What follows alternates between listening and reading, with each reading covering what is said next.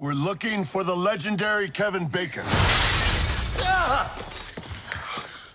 You're coming with us as a Christmas present.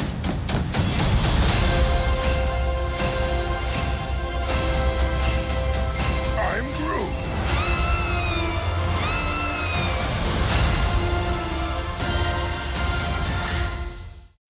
Welcome back, everyone. It's Charlie. This will be my Guardians of the Galaxy Holiday Special review. I'll talk about how it sort of fits into Marvel Phase 4, Marvel Phase 5, because technically it's still part of Marvel Phase 4. Ant-Man and the Wasp: Quantumania with Kang will be the first Marvel Phase 5 project. We'll start getting more trailers for that soon, too. So if you're brand new to the channel, be sure to subscribe to get all the videos.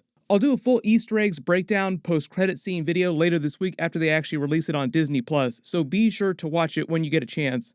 It is meant to be a prequel for Guardians of the Galaxy 3 set after the events of Thor: Love and Thunder, so it's after the Guardians have taken off and Thor's gone on his way and gone through the adventure through Thor: Love and Thunder. Set later that same year during the Christmas holiday, about 3 years after Avengers Endgame. The basic premise is that after they split with Thor, they all went to different distress signals. Thor went to help Sif because he recognized her, and then the Guardians of the Galaxy just went to other different distress signals because there were so many of them. And after a couple of months have gone by, they're just taking a break, chilling out on this planet for the holidays, just resting.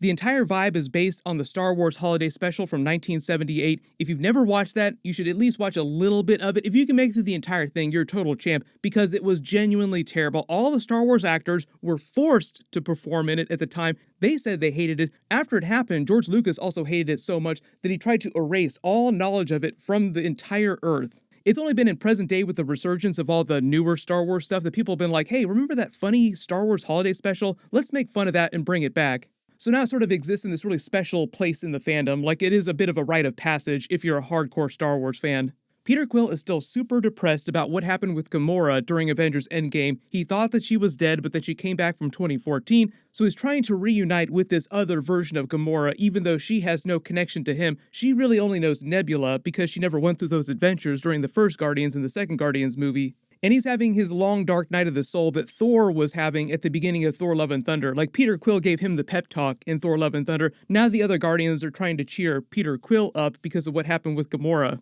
But the whole thing about the Guardians of the Galaxy is that they're meant to all be this ragtag group of misfits from across the universe. Like, even though Kraglin looks like a human, Kraglin is not meant to be a human. Peter Quill is the only actual human on the team. James Gunn was very specific about that. That was like his whole reason for not doing a version of Nova on Guardians of the Galaxy. So because all the other Guardians of the Galaxy only know a little bit about human culture, what Peter Quill has told them and shown them, like the whole mixtape culture, they know about 80s music, they know about 80s pop culture because Peter Quill won't shut up about it. That's why all the Guardians of the Galaxy ships are named after 80s pop stars. They discovered the human custom of Christmas. They don't really understand what it means, but they think it'll cheer Peter Quill up, so they want to throw him a big Christmas celebration. So a lot of it is the Guardians trying to figure out exactly what Christmas is. Then you have Drax and Mantis coming up with the idea that they're going to bring someone of 80s culture from Earth to help cheer Peter Quill up, the legendary Kevin Bacon. They actually released the clip of that. Maybe if we gave Peter a really wonderful Christmas gift, it would make him happy. What kind of present? Something special he will never forget. What about someone special? What? Over the years, Quill has talked about one person more than any other. A legendary hero who has saved countless lives. We could give him to Quill as a present. So the whole idea there is they have no idea who Kevin Bacon is. They just think that Peter Quill really, really likes him, and he's supposed to be this legendary figure because Peter Quill won't shut up about him. Obviously, there's a whole bunch of Easter eggs in using Kevin Bacon, and James Gunn said that he actually wrote him into the special first, then called him, and Kevin Bacon was like, oh, hell yeah, I'll be in your Christmas special. But that was years ago while they were still making Guardians of the Galaxy 2 when they conceived this. Kevin Feige said that the Guardians of the Galaxy Holiday Special was the very first Disney Plus program that they conceived of when they knew they were going to create Disney Plus. And a lot of the comedy of the special is the Guardians of the Galaxy characters just not really getting Christmas in general, but trying their damnedest to do the best Christmas ever to help Peter Quill. So like all the other Guardians of the Galaxy movies, the big theme is the family coming together to celebrate this special event, even though they don't totally understand what it means. It is super funny, but most of the comedy is in the tone of all of the other Guardians movies. So if you've seen any of the other Guardians movies, or you've seen the Guardians in Avengers Infinity War, Avengers Endgame, in Thor: Love and Thunder, All their dialogue, all the funny moments, feel like they could have been scenes in those other movies, so it's not like completely out of place or completely out of tone. There are a couple big surprises. There is a post-credit scene, so make sure you do watch through the entire credits. No spoilers about what's in that. If you do know, please don't post spoilers in the comments below. I will do like a completely separate video for all that stuff later this week. And obviously because music is such a big part of all the Guardians of the Galaxy movies and stories, a big part of this is the Christmas theme music that they bake into it. So what James Gunn did is he took the old 97's band and dressed them up as Ravagers, so they're like characters in the special, but they perform an original Christmas song. Kevin Bacon also sings an original Christmas song during the special. There are a couple other big surprises and character twists that I don't want to get into because they're kind of spoilery, but they do have a brand new ship and it's called the Bowie. Like I said, all the Guardians of the Galaxy ships are based on big pop culture stars when Peter Quill was young during the 80s. Chris Pratt was great as Peter Quill. I thought they were actually one of the good things during Thor Love and Thunder. Like a lot of people had complaints about Thor Love and Thunder, but the Guardians of the Galaxy themselves were not one of those complaints. They were fairly consistent during that, and that just continues through this. Drax and Mantis were hilarious. Obviously, they have their big adventure trying to steal Kevin Bacon from Earth and bring him back. If you didn't realize, too, one of the reasons why they just don't get general situations in comedy is because they're meant to be coded autistic. So it's not like Drax trying to be a dick to a lot of other characters. It's just him just not totally understanding social situations. And the same with Mantis because she grew up in isolation.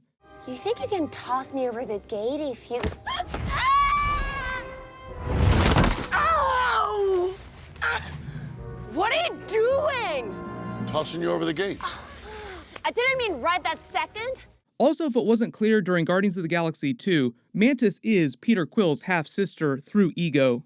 The whole idea is that Ego the Living Planet had thousands of children all over the universe. That's probably the most WTF montage they've had in one of the Guardians of the Galaxy movies. Ego getting it on with every different race across the universe.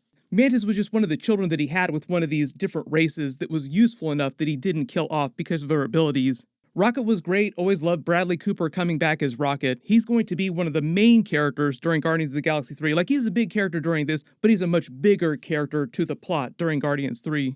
I've already done a Guardians of the Galaxy 3 trailer video, so I'll link this at the end of this and down in the description below. Vin Diesel was great as sort of the teenage version of Groot. Obviously, he's grown up. There's a lot to talk about with Groot that I'll save for my Easter eggs, my spoilery videos. The Chad version of Groot. Karen Gillan has been great as Nebula through all the movies, but I feel like since Avengers Endgame, Avengers Infinity War, she's become a much, much bigger character within the scope of the Guardians of the Galaxy story. She's probably had the biggest arc of any of the Guardians characters because she started out being a really hardcore villain in the first film. Really hoping she continues to come back as Nebula in future Marvel projects after Guardians of the Galaxy 3, because that's meant to be the last movie with this version of the Guardians of the Galaxy team. Kraglin was also great. If you guys didn't realize, he's James Gunn's brother in real life. He's done a bunch of stuff outside of the Guardians of the Galaxy Marvel stuff, but he's also been a really big character because in addition to playing Kraglin in the previous films, he's also been the body double for Rocket when they're filming on set because Bradley Cooper just comes in and does the voice later on. So he's been a fundamental part of the Guardians of the Galaxy ever since the beginning. It's just that ever since Guardians of the Galaxy 2, he's sort of taken Yondu's spot on the team, gotten Yondu's fin. Obviously, he's wearing it during this. One of the biggest new characters during the special, obviously Cosmo the Talking Dog, who's a big part of the Guardians of the Galaxy comic books, but in the previous movies they just kind of used her as an Easter egg level character. The whole idea, she's based on Laika, the Russian space dog who was fired into space and wound up dying in real life. But in the Marvel universe when that happened, Cosmo was bombarded with cosmic rays, wound up on Nowhere, and gained the ability to talk. So even though they didn't really include any dialogue in the trailers for this, you have to just imagine a very chatty dog walking around with Rocket. The reason why James Gunn said that she wasn't a big character during Guardians of the Galaxy 1 or 2 is just because they already had a talking tree and a talking raccoon, and he felt like adding her as a really big character would have been too much, too soon. Can't say enough about the legendary Kevin Bacon during this. He had a lot of fun. Obviously, he was a champ for agreeing to do it. There's so much that we can talk about for his character, just the idea that because he's a real actor, he made all these Fox Marvel movies. He was Sebastian Shaw. He made the Footloose movie. Like, there's all this pop culture, all these Easter eggs and connections just by saying that the real actor is an actual person inside the MCU. It's like Samuel L. Jackson being Mace Windu in the Star Wars movies, but also Nick Fury. Like, Spider-Man sees him and says, wait, you're actually pretty similar to that guy in the Star Wars movie. I'll talk more about that during my Easter egg video. The way that the Marvel directors, the producers talk about it, it's just like a funny coincidence. Like, oh, you look very similar to that actor, Samuel L. Jackson. You look very similar to that Kevin Bacon. Marvel's record with the one-off special presentation events like Werewolf by Night has been 100% so far. Like, this is genuinely great, but obviously very different from the Werewolf by Night special. Marvel does have plans to do a bunch more one-off specials. There's rumors about them now doing a Silver Surfer special before the Fantastic Four movie comes out in a couple years.